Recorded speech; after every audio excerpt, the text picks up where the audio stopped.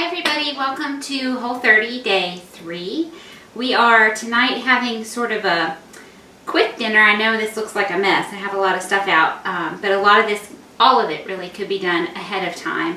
And I did prep some of this ahead of time. So tonight we're having a Cobb Salad Bowl. And just to squeeze in some extra greens, I'm gonna add some salad greens to the bottom of our bowls. And then we'll top it with all this yummy stuff. And this recipe is really flexible. You can put anything in there you want.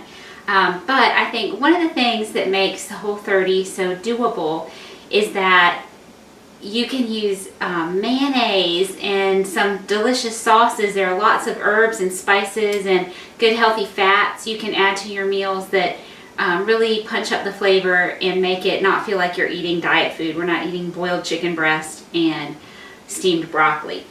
You might be eating that, but you don't have to be eating that. You could eat your boiled chicken breast and your steamed broccoli with some yummy sauce on top. So we're going to make a ranch dressing, and this ranch dressing is completely Whole30 compliant.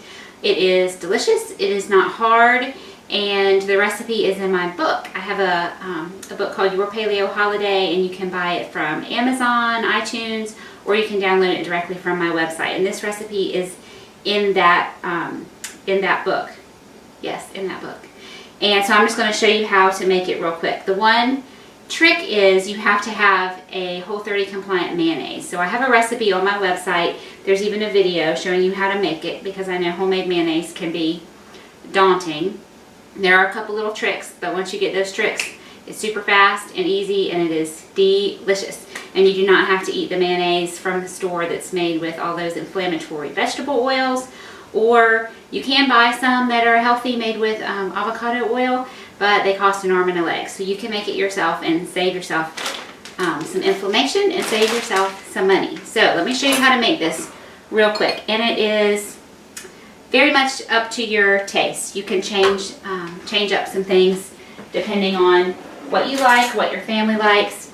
But the base of it is going to be, here's my jar to put it in. The base of it is going to be your homemade mayonnaise. So this is not 365 brand pizza sauce. This is mayonnaise. And I'm not looking at my recipe as I have it written, so I don't really know what my amounts are. But it doesn't really matter. You can just dump it and go. Let me get a spatula so I'm not using my fingers. Alright, so I dumped in some mayonnaise. This is my homemade Whole30 compliant mayonnaise. The next thing I need is some coconut milk, and I'm sorry for the really bizarre way I opened this can, but we just got back from vacation and I apparently left my can opener at the rental house. And so I just had to use that little kind where you would punch 2 holes in the can if you're going to pour out some liquid. So I had to go all the way around my can to be able to get the lid off, because whole fat coconut milk has all this cream at the top. Hang on. And I want some of that cream because I like my dressing to be kind of thick. And this is one of the places where you can change this up to suit your taste, your preferences. So I'm going to scoop a little bit of this off of the top, and then it will make a hole, and we'll be able to get some of the milk, the liquid, from underneath. And then I can add more liquid as I see fit. There we go. I knew it would start coming. I am going to get my little baby whisk so I can whisk this smooth. This particular brand of coconut milk is called, it's Native Forest, and it's their classic one, and their classic has guar gum in it, which according to my functional medicine doctor is okay. Guar gum is not bad for you like xanthan gum or some of the other food additives. It was ideal not to have it, but it's not the end of the world to have a little bit of guar gum in your diet. And actually this brand has started making one called, I believe instead of classic right here it says simple, and it does not have the guar gum in it. And it's a little, the cream on top is a little thinner. It's just a different consistency, and I have been using both for about a year now, and I really like this classic one better. I don't use coconut milk a ton, so I figure for as infrequently as I use it, I'm okay with the one with the guar gum in it. Okay, a little bit of coconut aminos, which is a fermented coconut product that is the paleo alternative to soy sauce. So we're getting in all of our liquids here. And then I have some lemon. I love to put lemon in my water. So when I cut up, here comes the seed. I knew there was another one in there. When I cut up a lemon for my water, I just go ahead and cut the whole thing up. And so I'll use it for whatever I need lemon for. Sometimes I'll get lucky and there'll be a lemon with no seeds in it, and lately they have been super seedy, super seedy. So that's just probably, that one was really juicy, probably a teaspoon of lemon juice, and I'll stop right there, and if I want to add more, I'll taste it and then I can add more. I forgot that I need salt and pepper, so let me whisk together my liquids. This is a pretty good consistency. You can see it's pretty good for a salad dressing. I might like it a teeny bit thicker than that.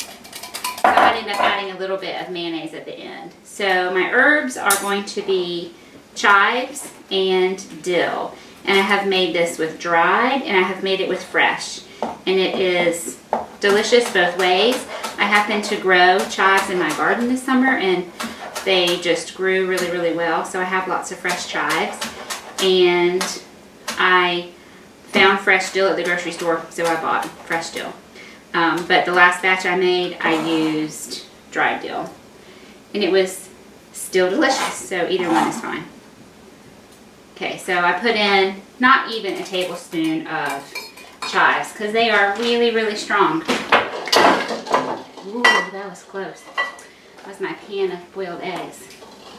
We'll put that little handle that way, so that when I do that again, I won't knock it on the floor.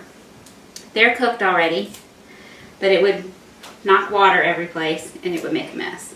So fresh herbs as compared to dried herbs, I don't know about every single herb, I'm not an herb expert, but from the ones that I typically work with and from what I understand from all the Food Network experts, fresh herbs are not as strong as dried herbs. So you need to typically use more to get the same flavor. So that's another reason to use dried if you would like.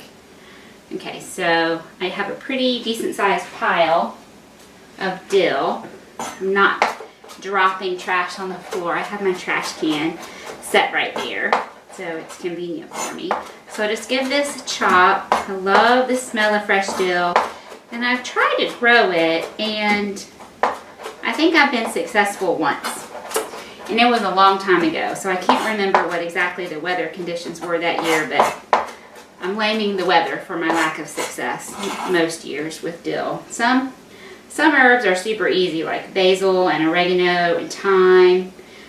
Typically grow very easily, but I have a hard time with dill and cilantro. And actually, one of the employees at a garden center one time told me that cilantro likes different growing conditions from most other herbs. So the fact that my cilantro was a failure was not my fault.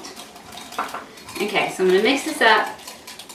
It is a little thinner than I really want it, so I'm going to add some more mayonnaise, but I want to taste it first and see if I'm liking the taste. I do like it, but it needs more of some stuff. It needs some more lemon, it needs some more pepper, and it definitely needs some more dill. So for the acid, the lemon is just serving as the acid component. You could add vinegar if you didn't have any lemon juice. You could add lime juice. I don't know about orange juice. I mean, you could, of course, but oranges are certainly sweeter. It would add a very different element to the dressing. So I wouldn't necessarily use orange juice, but lemons and limes would be okay. And I just saw my phone precariously perched on the windowsill, so I'm going to move that. So I'm going to put in a little bit more pepper because I wanted that, and I want a little bit more mayonnaise. When I'm doing Whole30, the main thing I'm doing with my mayonnaise is eating it plain. I mean, not like a spoon out of the jar. That would be kind of a stretch even for me. But just like on a lettuce wrap or something with some jerky. I would eat it that way, or I'm making this ranch dressing. So I'm using most of my batch of mayonnaise for this ranch dressing, and that's perfectly fine.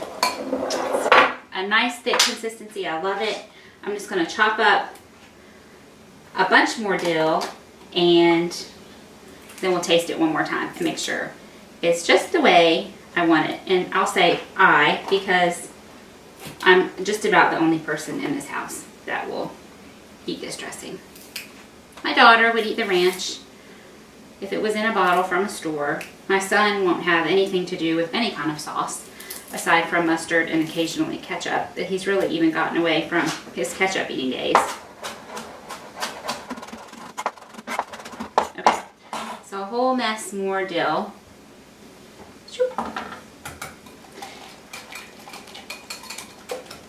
And actually a really great way to taste salad dressing is on the lettuce itself, because then you get a real feel for what it's going to taste like.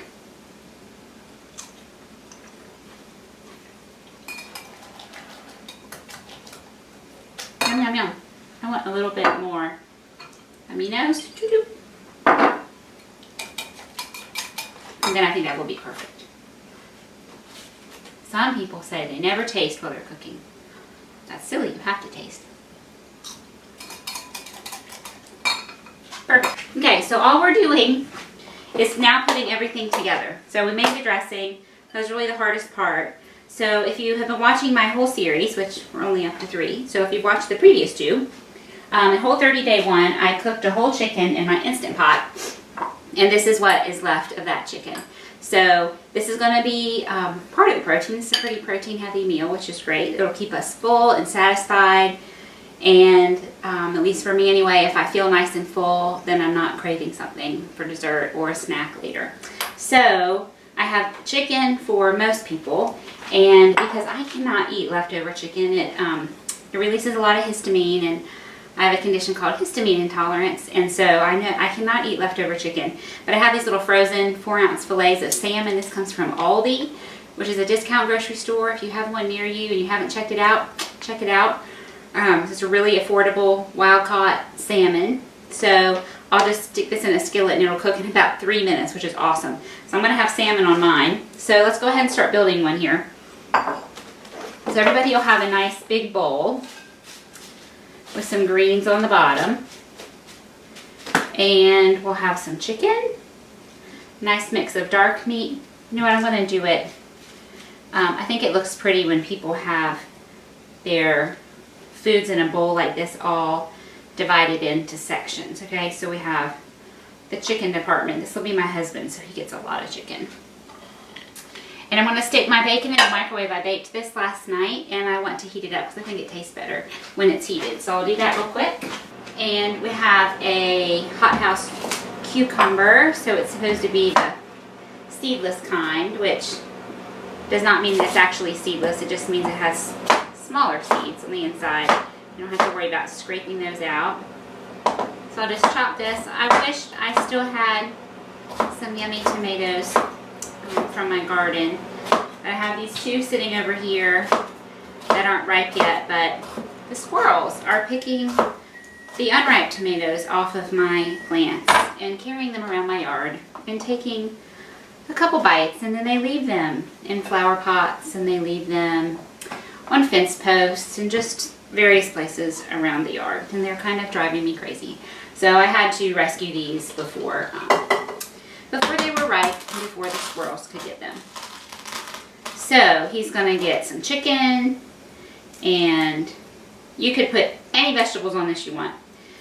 We almost always eat carrot sticks at lunch, so when we have salad, I don't usually put carrots on it just because we've already eaten carrots at lunch. This egg must be ultra fresh because it is not peeling very nicely for me. Do you know how to hard boil eggs? It is a great idea, especially when you're doing something like the Whole 30, to keep some real easy protein ready and handy in case you get hungry, and that will really satisfy your hunger for a good long while.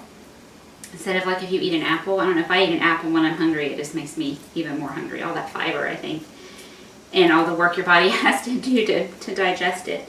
But hard-boiled eggs, super easy. Just take your eggs, put them in a pot. It's big enough to hold them. Gosh, look how gnarly that is. That looks terrible.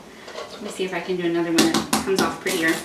Put them in a pot, cover them with cold water, and then turn on your stove to high.